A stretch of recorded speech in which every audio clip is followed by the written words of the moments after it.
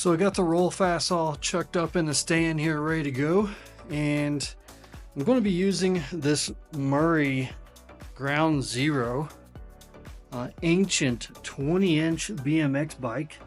I'm going to use this because I don't have any wheels. The roll fast, the wheels that were on it were destroyed. So we're going to use these. They look like they're in good shape. Chain's toast. Axle there is good. No rust on the hardware. Probably going to take this sprocket off and paint it. Not sure what color yet. Maybe take the Murray sticker off of it. The seat post is probably not going to work. It might. I'm not sure what size it is. The quill stem and handlebars I'm thinking we're not going to use. But we've got the bearings in here. We've got a front wheel. And I think I'll use these tires.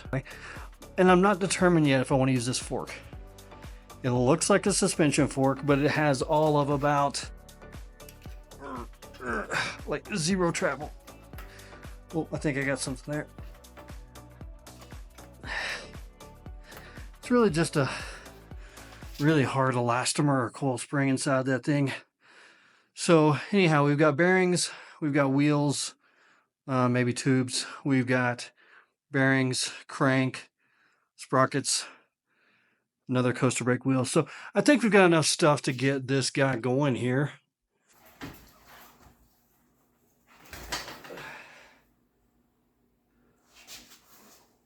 I know, don't use crescent wrenches, but it'd be all right. There we go.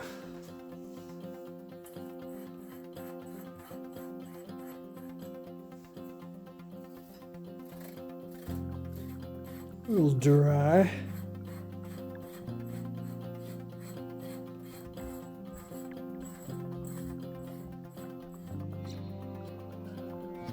We'll just keep doing this until we get that rust off.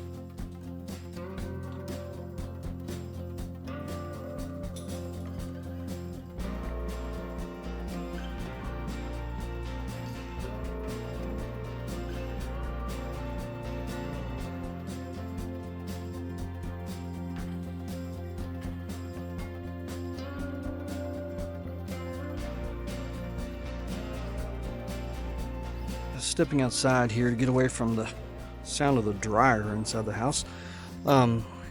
These wheels look like they got some lint and junk built up on them. But then also, I don't see any broken spokes, but every spoke is just extremely loose.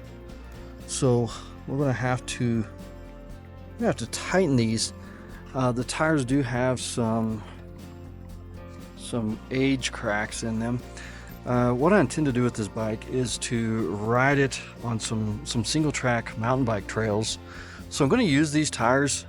It's not going to get a lot of use, but I want to have kind of a mountain bike type tire on a 20-inch bike and more or less make like a 20-inch clunker out of this. Well, there's a nasty little spoke. Ooh, she's not happy.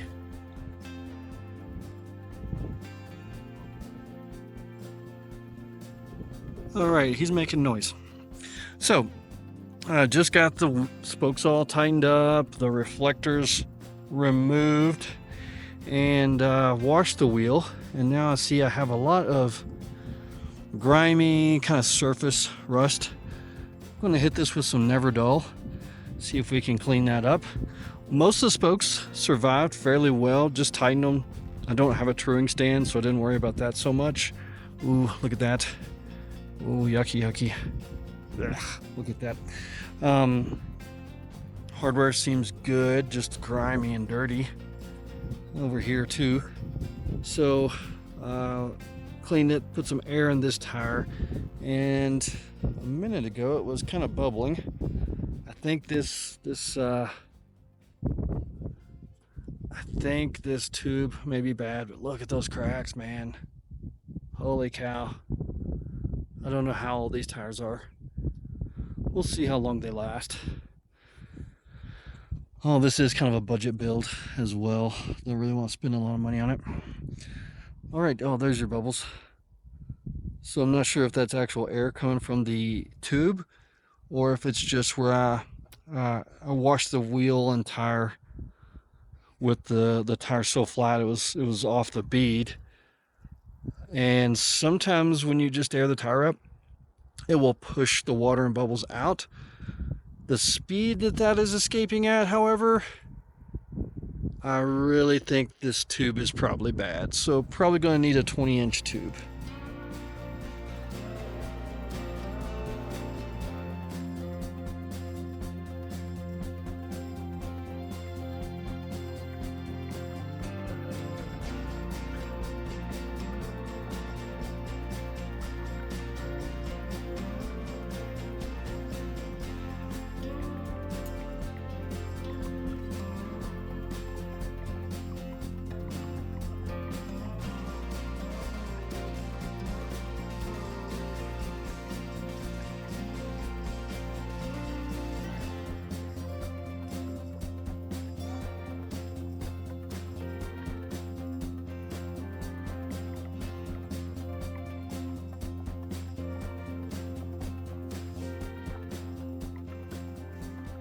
Okay, so I got it mocked up with the wheels and tires on it right now, and kind of exploring the idea of using these handlebars.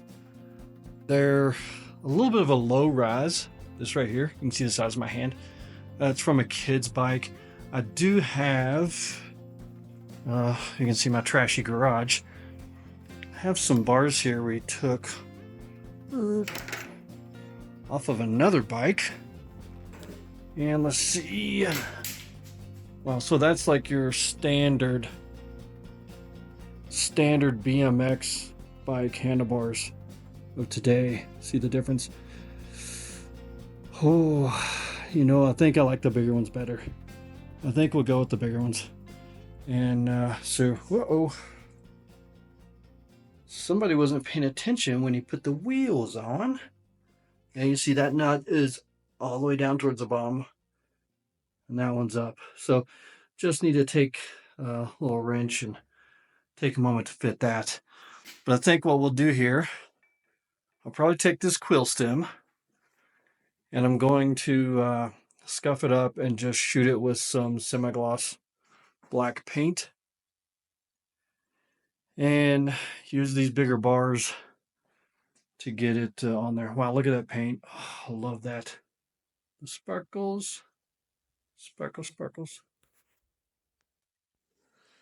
So it's been about a day. I had to paint this quill stem, let it cure. The paint job came out pretty decent. I mean, I just shot it in the backyard. However, I've got a problem. Let's see here. I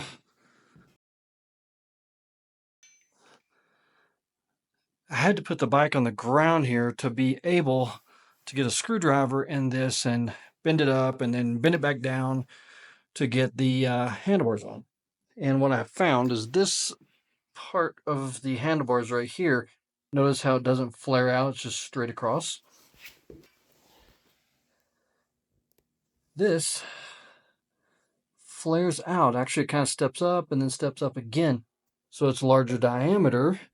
And what that means is this stem will not collapse down far enough to work with the larger handlebars. Let's go out in the backyard and see what we got. So looking in here, we've got bikes.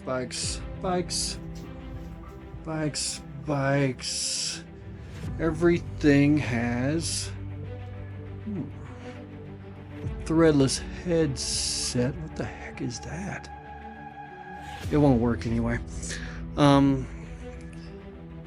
I've got a few bikes, it appears, and nothing has, well, there's a quill stem, but not what we're going to want to use.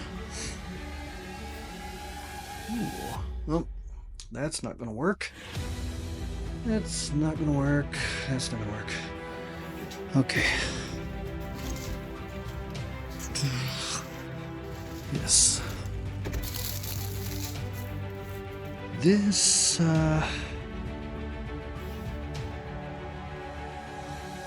might work, so let's steal this. I don't know. I think I found this bike in a dumpster also. I've kind of got a problem with bicycles and dumpsters. Let's just go ahead and start stealing parts.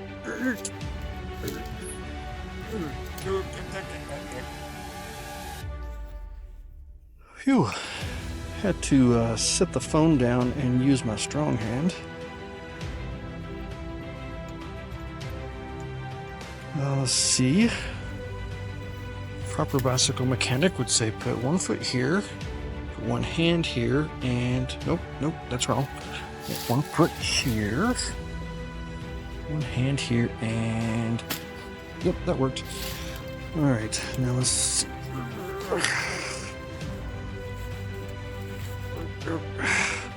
Gotta use the strong hand again. Dang it.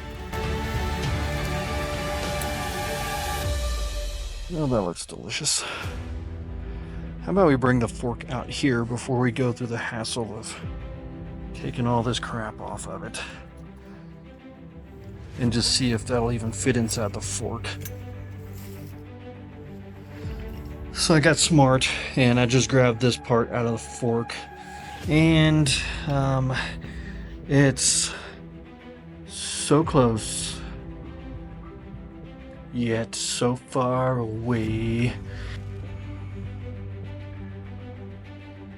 Okay, so I've not had any luck finding handlebars, but I just found this, a little bag for free. And it is only about 3 miles from my house. So let's hop in the Brat and go see if it's still there. I go to pick up this bike, and which was extremely awkward, getting it out of a person's driveway and not actually seeing or talking to them. But check this out. And maybe some of you know this, but I did not. This little bike, it's probably going to have the parts I need. It's got the little stem there. But it's an 18-inch wheel. Where's that? I'm thinking to myself, oh look, I've got some cool wheels and tires and stuff for free. We can definitely use this chain. Maybe even, probably not even the sprocket. I might could use the chain, but the rest of it is not going to work. So anyhow, it gets us what we need for today, which will be this. Oh man, that thing is tiny. Look at it. I guess we'll see. Okay, so just came in with the little 18-inch bike. Not sure where the stem is. Okay, kind of got frustrated. Had to quit for a bit. This stem is a 22.2. It's the it also does not fit, but it's the first one that is in good enough condition that I can read. Hope there's not too much glare. Can actually read the size to it right there. So I at least know what to order. I went ahead and ordered just a cheap stem off Walmart, Amazon. They're all the same. That will allow me to run these handlebars. I think the smart thing to do is tackle some of these other parts. Get some cranks, chain, and just keep moving forward. It'll be a few days now until that stem gets here. It's been a while since I've taken this apart and kind of just threw the pieces out in the shed there. And as I'm looking at this, I notice you can see, well, the camera, you can see, just don't even have to count the teeth. The sprocket is visibly smaller, and if I do this, the crank is visibly shorter. So if I pair this crank with this sprocket, that should be the situation to give me the most amount of potential torque.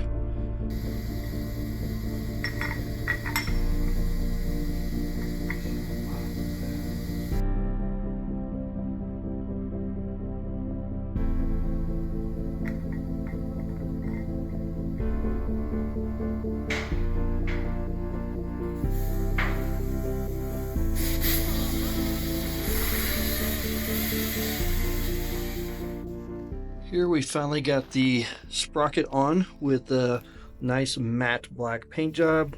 A little dust on it right now. The crank, and you can see in there, this sprocket had just a hole and no slot. And so since this pin was not perfectly parallel with the crankshaft, it caused me to have to actually just open up that hole a little bit to get it on there.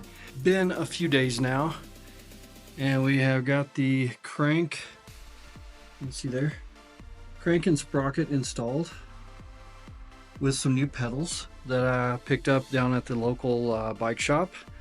And I just got this stem in from Walmart, just walmart.com. And let's see here, it's just basic, so let's open it up and put it on.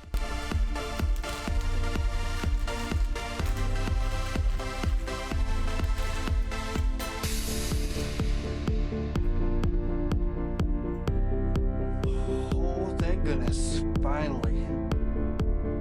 Now I'm excited.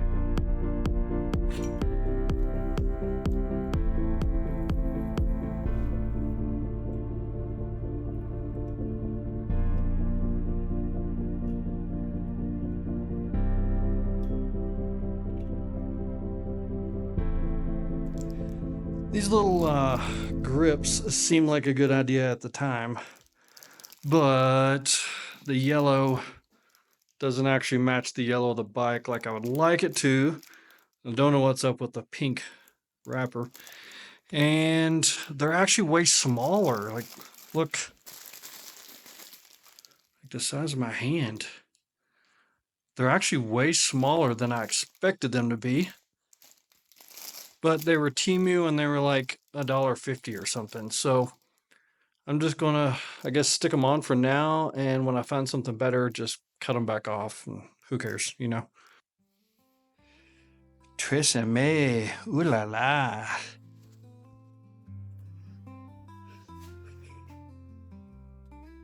So I got this seat off our donor bike, and it's kind of a soft rubber material. So I think it's going to clean up, even though it's got some, I don't know if that's spider poop or what. But it's going to fit. So we're going to make this work, take it in and clean it up and stick it on here. I just did a little adjusting on the handlebars. Kind of got those about where I want them. And just looking the bike over, and I'm not very happy with this seat. The seat itself is okay, but the seat position is just too far forward, and that's just not going to work. Now another issue I have, that's a 3/4 inch diameter seat tube. Not something you're going to find on today's bikes. So we got a little challenge here trying to find parts to make this work. I think I found a solution to the seat. So this I stole from the donor bike, and the seat tube is not going to work. However, I could take the inner workings of this seat, and as you'll see, they're different from this. This one here gives me basically no way to do anything. I can't adjust it, I can't do anything, but I can take this guy's guts out and use this old Trek seat that I have here, gel seat, and I can make this work, which will give me the ability, if I want, to basically slide the seat back a little bit. We've now got the clamp, I guess you'd say, out of the little kid's bike and onto the Trek seat. Now it's just time to put it on the bike. Oh yeah, this Trek seat is on there and it looks so much better. It feels better sitting on it. With the seat back like that, it actually gives the bike a better profile. I'm liking that much better. Our little donor bike here has given us another little gift. It has provided us with a chain. It's not too bad a shape. I did have to find a few chain links I had in my tool pouch, but I added like this little bit or something. You can kind of see some difference in color there. But now we've got a free chain. We got her all ready to get it in here. We'll just get that tightened up, put it on the spokes, or not on the spokes, put it on the sprockets. Then we put a tube in this back tire. Just pulling the tire off here, and what else do I find? Okie day. There's no rim strip, or the rim strip is broken, so we will have to find another, or some tape or something to make do with that before getting the tire mounted back on. So when I pulled the tire off, the rim strip just completely fell out in pieces here. If you don't know, what that does is it prevents these little spoke nipples from giving you another flat tire, basically. It's like a protector for the inner tube to ride on instead of riding across those sharp little screw heads there. So you want something there for sure. I don't actually own any rim tape, but I have in the past found other things to be successful. Just a good strong tape. You know, the only purpose is really to protect the tube. So we will probably use a combination of some type of finagling of what I have and some tape. So this isn't necessarily the best thing to do, but right now it's the only thing I got at the house is some masking tape. And since we know it's just to protect the tube, I'm just going to cover this in masking tape for now, see how long it lasts.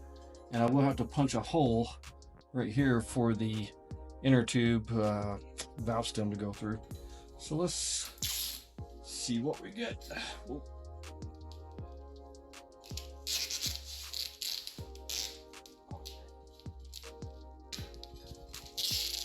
I'm going to do a couple of layers on here.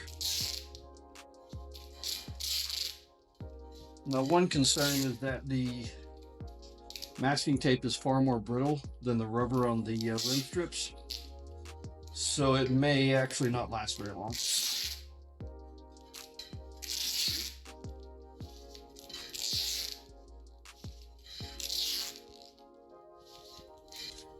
And that was right there. Just gonna poke a hole. And a bigger hole. The chain actually went on without having to cut any more links out of it. What I found was the frame was a little bit, I guess you'd say, kind of like sprung or not perfectly aligned. I mean, these bikes are not a precision instrument. Once I got everything on there, we got her working here. Got our nice long cranks, and we're using the coaster brake, so brakes work. Now let's go see what the weather outside is like and see if we want to brave going for a test ride.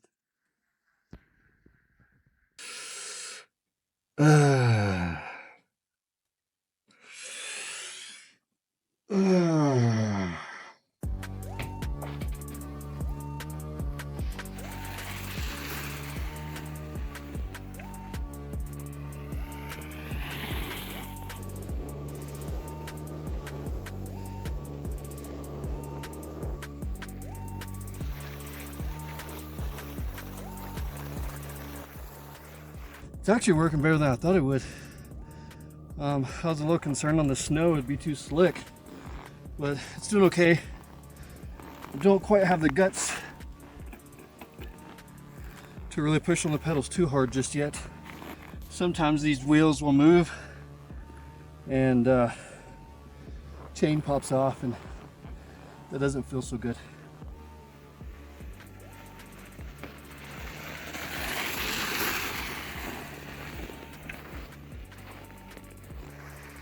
This bike's actually doing way better than I thought it would.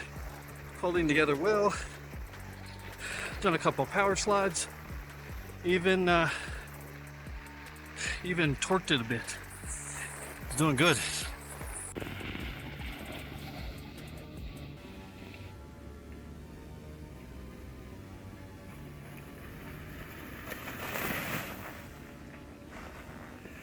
Alright. Don't worry about me filming, yeah. I'll just use it for... Yeah, the grips kind of suck.